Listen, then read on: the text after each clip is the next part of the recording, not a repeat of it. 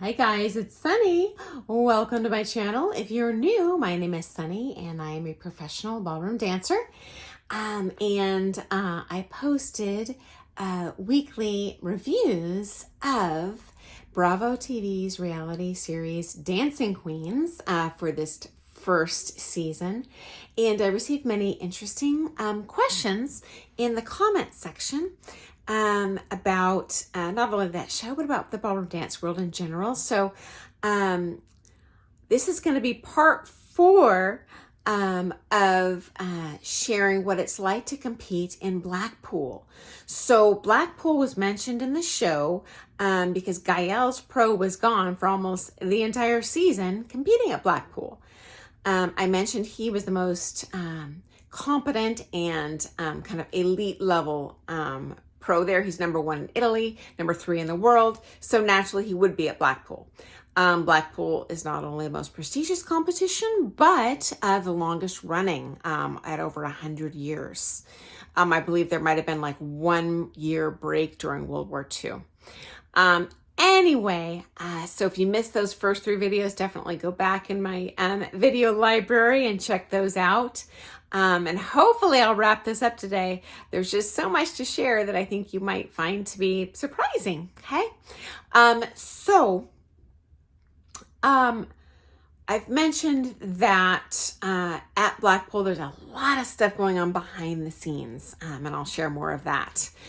So there's something called the Blackpool Congress each year during the competition. It's Saturday and Sunday. It's the competition itself is held in the Winter Gardens, which is kind of like a convention center in a big ballroom called the Empress. But the Blackpool Congress is held upstairs in a smaller but absolutely gorgeous ballroom. And that's called the Spanish Hall. It kind of reminds me like decorated on the inside, almost like a Spanish galleon, very elegant. And it's kind of expensive to get tickets for that, but I highly recommend investing in those. It's basically 2 days of presentations that are geared towards elite level dancers from around the world. And it's great access to top level coaches who you might not have access to otherwise. Either they're completely booked or they just don't come to your country. So I highly recommend that. Again, that's called the Blackpool Congress, okay? And that's run by the WDC, World Dance Council, or British Dance Council. And every other year, those 2 organizations take over kind of organizing it. The content is basically the same, though. They'll just have a series of amazing presenters. Highly recommend. Interestingly, one of my very first Blackpool Congresses, a presenter was Len Goodman. Who was one of the original judges on the American Dancing with the Stars and was one of the judges as well on the British version of Dancing with the Stars. Anyway, this was, I think, the year I turned pro, and he's like, okay, yeah, I guess I had been to more congresses before that. But anyway, he asked kind of the audience in the room, like, okay, is anyone here from the United States? And some of us raised our hands who were. And he's like, well, you are not going to believe there's a show that's going to come on TV there soon called Dancing with the Stars, and it will turn your world upside down. He said, and this show, by the way, was already popular in England long before it was broadcast here. And it is in many countries around the world. But anyway, he said, we have owned a family-owned dance school in Dartford for 5 generations, and we've never seen anything like it. People are pounding down the doors to get in and take dance lessons. And sure enough, he was right. And I do enjoy that show in terms of how it showcases what real dance sport competition is like. So as a kid, I envisioned ballroom dancing just being kind of old people shuffling around the floor, and it's totally not like that. It's exciting, it's athletic, it's fun. And so anyway, I think you'd enjoy that story. Anyway,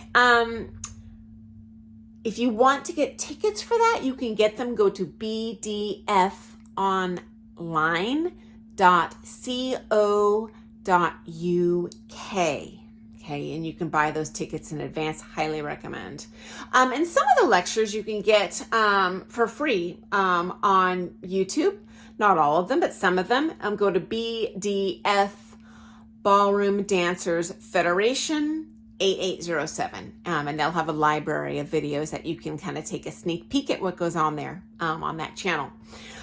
Okay, so like United States competitions and elsewhere in the world, they do have a huge vendors area. So we don't go hog wild shopping there because there's not really a cost savings for shoes and costumes. That you can't be fitted for costumes there. Rhinestones, hair pieces, anything to do with dance, you can buy there. That's actually where I bought most of my dance music in my kind of directory. Because a lot of the songs that are really good, you cannot get on Amazon Music or in the United States. So I've bought old school CDs there, hundreds of them, and then downloaded it into my computer. You do still have to pay an annual fee to ASCAP that kind of pays the artists for the right to play their music, but I have purchased the music there. Some of it you can get kind of publicly or in American competitions, but that's a great resource to buy music at if you happen to be there. Every night around Blackpool, there are parties all over. It's basically like a little suburban beach town. And so those are crazy. I am personally not a social butterfly. I love people. I love talking more one-on-one, but I'm not so social that I feel a little uncomfortable in a big group setting like that. But if you're a partier, lots of options. I will say the exception in the vendor area to good deals is you can get a lot of awesome deals on dancewear. So elite name dancewear that you might pay a couple $100 for. If you order from a website, you can find maybe some past season stuff at great deals, really beautiful, high quality. What is dancewear? For those of you who don't dance, well, that's basically really pretty ballroom dance styles that aren't stoned, but they're comfortable. They're usually like a thick lycra, so nice to dance in, and that's what you would wear, say, just walking around the competition or warming up or in your lessons, okay? Dance wear, maybe your practices.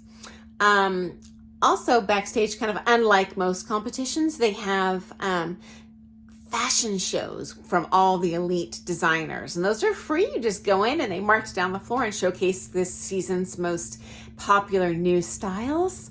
They also have kind of sponsored poster signings with all of the kind of world finalist couples that are sponsored. So for example, Chris Ann Gowns will sponsor, once a day, a top standard couple, top Latin couple that are back there personally signing. And unlike paying at a bookstore, they're free. You just have to stand in line for that. And honestly, I'm shocked the lines are pretty short for that. Talked about the parties. Okay, there's another thing behind the scenes called the Blackpool Project. I don't know if they run this anymore. I certainly hope they do because it was awesome. And it's sponsored by former American, meaning from the Americas, Blackpool competitors that pay for this. It's a dinner just for the North American competitors, so largely Canadian and American competitors, and you don't have to pay for that as a competitor. You get to go for free. It's a beautiful dinner. They have a dinner show that's often the kind of a comedy routine performed by your national team, so kind of your top Latin and standard professional competitors. That's performed on a small dance floor that evening for the dinner participants.